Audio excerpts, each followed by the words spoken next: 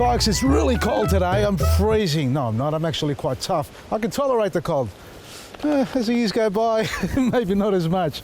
It's about 8 degrees at the moment. It feels like about 2. The dogs don't feel it at all because they're running amok. Settle down. I'm back at this tree again. Yesterday I did a crown graft up here, if you remember it. We're going to leave it on here. The funny thing is I actually grafted the same variety back onto itself, but let's see if it takes. Hopefully it does. Got a bigger bad sample. Never mind. More importantly, we spotted some rots on the stem. Now, this is because, well, a number of reasons why it happens. A, moisture, not enough sunlight getting into the plant through the middle, or it's in a position where it's casting, there's a plant casting a shadow over the top.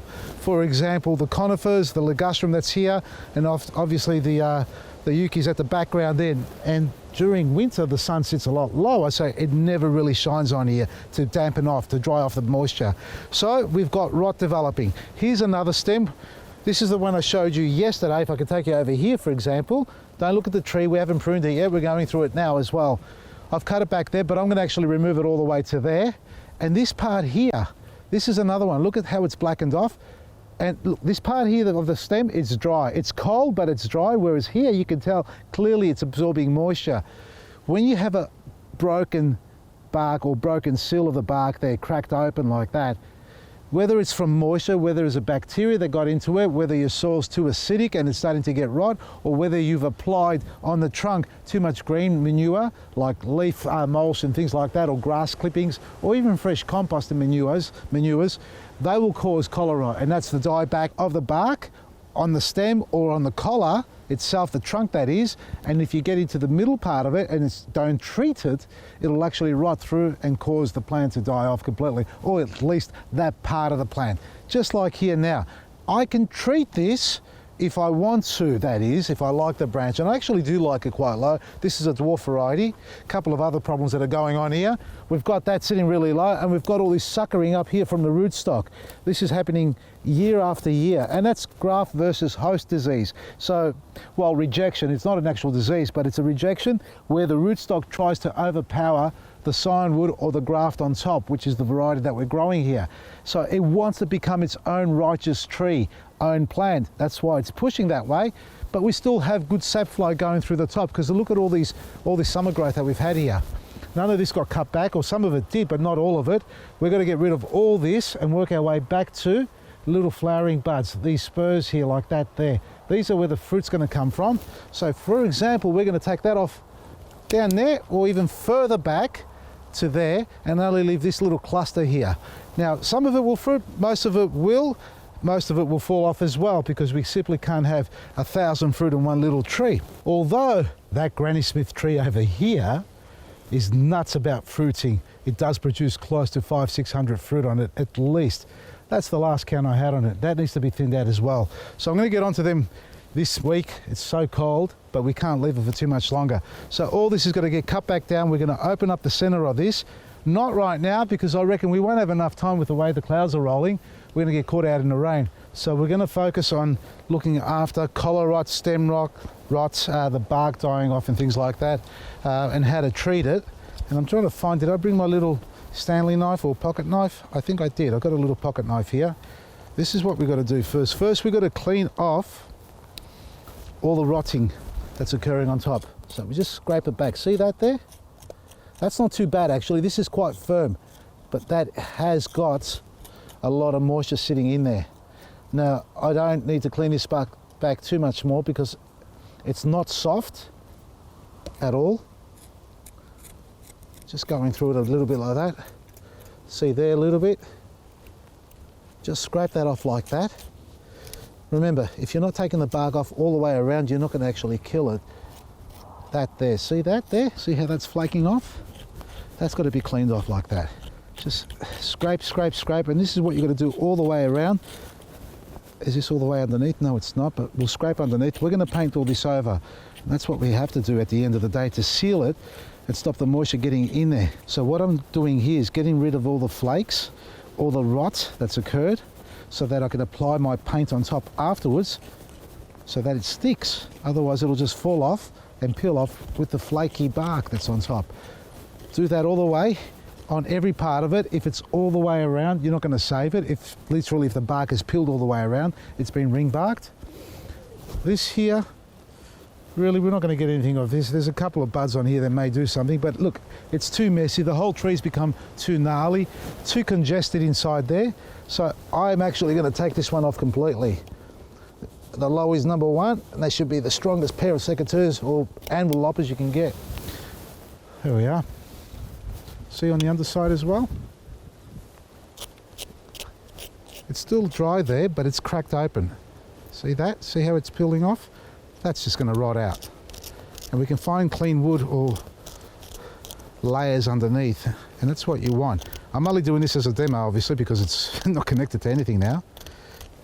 So we just clean that like that. Now, how much you want to clean, it's up to you, as long as you get the bulk of it off, and then you paint it over and seal it. See, like that there in as well. See, you got to get in the middle of it. You can't just sort of scrape a little bit on top and leave the problem inside.